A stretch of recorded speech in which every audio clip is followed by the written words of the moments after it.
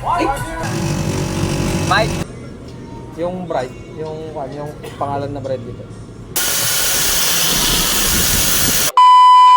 Good morning mga bossing, at eto na at good morning ako ng tatlong ito na nagmamarites sa aking shop. At syempre, pag-usapang marites ay hindi tayo papauli.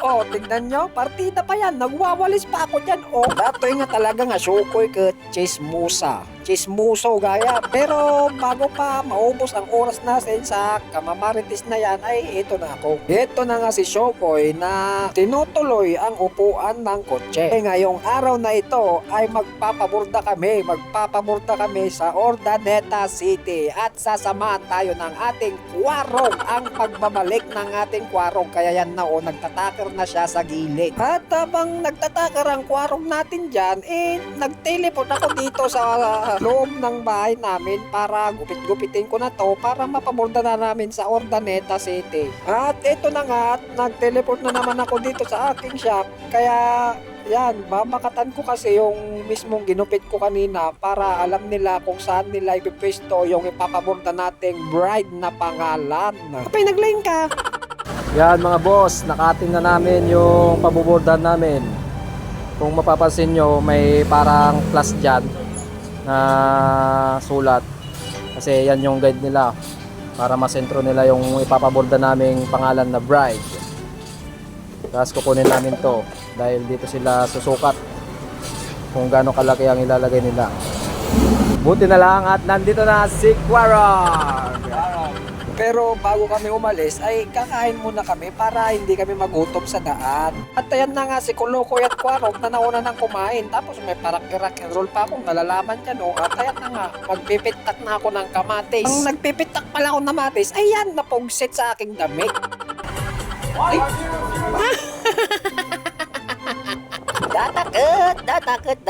Datakot, takin na durdursok mo, si ka nga Shokoy. Pero okay lang yan. Maglaro na lang tayo ng snake and ladder habang kumakain. 6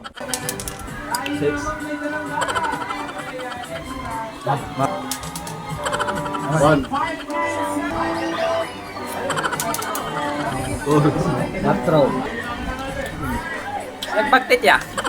Kaya bago pa kami mabaliw ay lalakad na kami agad ni Quarong kasi may gagawin pa akong racing seat mamaya eh. So bago kami magpaborda, magpapagas muna kami para hindi tayo maubusan ng gas. Ayan si Quarong, my driver. Welcome back. Tatan. Binado na. 100 lang po. 100 ko lang.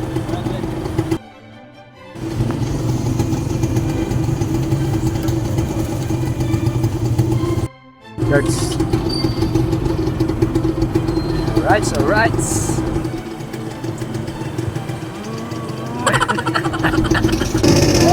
Let's go! Ale, pagkatapos pala naming magpaborda diretso kami sa bilihan ng mga leather kasi nakasara yung bilihan ng leather sa amin.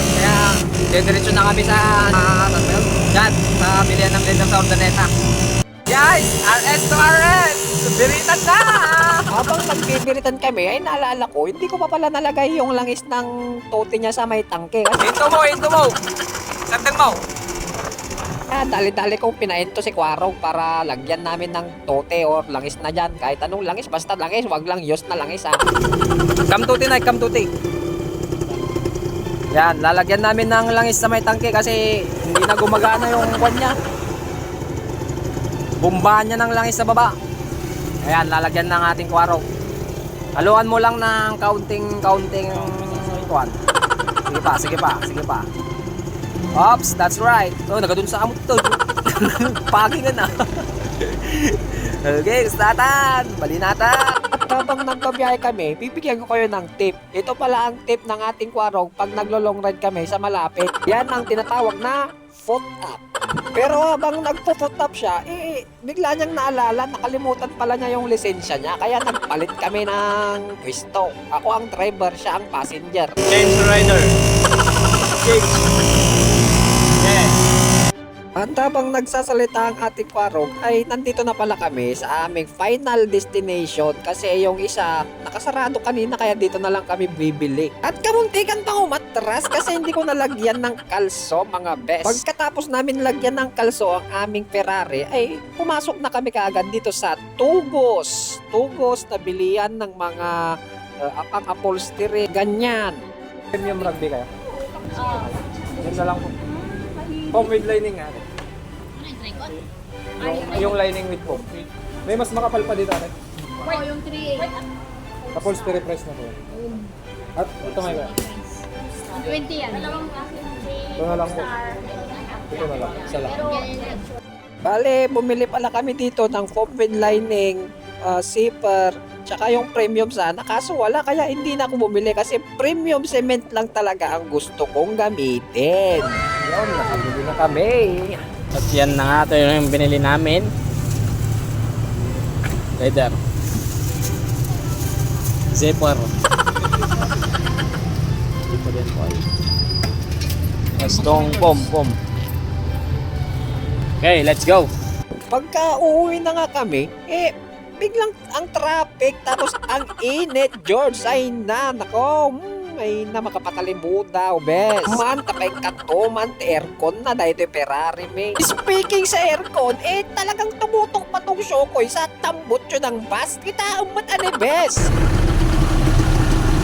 Pudot, George! Pudot George. George! Ordaneta City.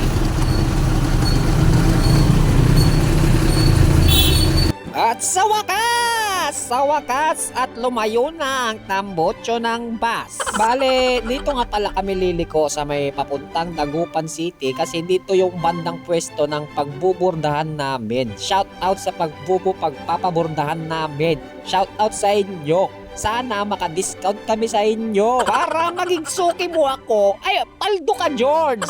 Pati ako syempre. At nung malapit na kami sa pagpapamurdahan namin, ay may nag-uuli. Kaya nagkilo-kilo kami na kasla ulagan. Nasiglat nga talaga dati nga Shokoy no, kasta nga tiniliwan laag. Kasla nagdaklimin yung mata na, kasla laol gaya. Na tayo. Ba't ito ginanangdan? Ba't ito natin? Uray na lang tayo na. Ha? Uray na lang eh. Nag-video ko isa. So baka makakay.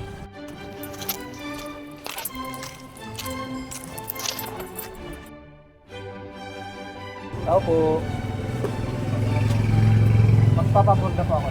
Pagkadating namin sa pagpapamurdahan namin, wala yung bossing nila. Kaya pero yung isa pa lang nilang kasama, hindi nila tayo matandaan. Hindi pa kasi tayo sikat. Kaya follow nyo kami guys para sumikat si Shokoy, si Kwarog, si Kolokoy para madali tayong tandaan. Paburda po ako ulit. Opo kaya. Yung kagaya nung iniwan ko noon. Yung bride niya eh. Okay. O yung pinaburda ko noon. Yung what?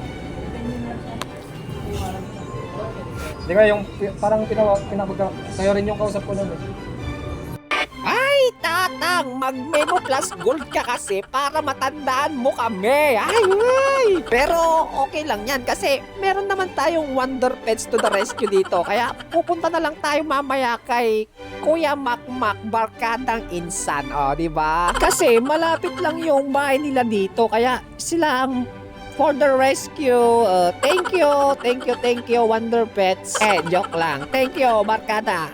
Matandaan ni Kuya. Kaya balik na lang tayo mamaya para kasi alas 5 pa daw ng hapon darating yung may-ari ng nagbuburda. Kaya yung ipapaburda natin, iiwan na lang natin sa barkada namin. Barkadang pinsan. Boss Makmak. Shout out. So, ayan na nga at after 20 years ay nandito na kami kay Kuya Makmak dito sa bahay nila sa Ordaneta papuntang Yosi ata yun. At yan na si Shokoy, nagtopra kay Dogyot. At yan na nga si Barkada at lumabas na sa kanyang lungga. Oh my God! Wow!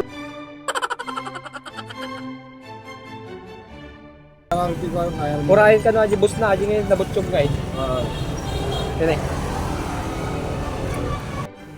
Kaya kami pumunta kay Kuya Makmak, ang barkadang pinsan, ay makikisuya ko sa kanya na kapag alas 5 na ay siya na ang magdadala doon. Kaya pinaliwanag ko na sa kanya ang dapat na ipaliwanag. Basta, ano na yun? Kumbaga, yung bread na. Kuya, dito, basta. Basta yung bread na. Tapos, isuot na. 1/7 na. Mabilis na. Kaya dali-dali na siyang kumuha ng ballpen at papel para hindi niya makalimutan. Hindi katulad ng matandang yan. Yan ang pinipisit mo si Jokay. Joke lang. Kalma lang ba? Kalma lang tayo kasi hindi masusolve ng init ng ulo yung lang bagay-bagay na ganyan. Kaya kalma lang tayo. Gaya niya no, kalmang-kalma lang ang Shokoy natin. At yan na nga ang barkadang pinsan for the rescue. Kaya ngiting tagumpay na naman ng mga pogi. Thanks for watching. Bye-bye.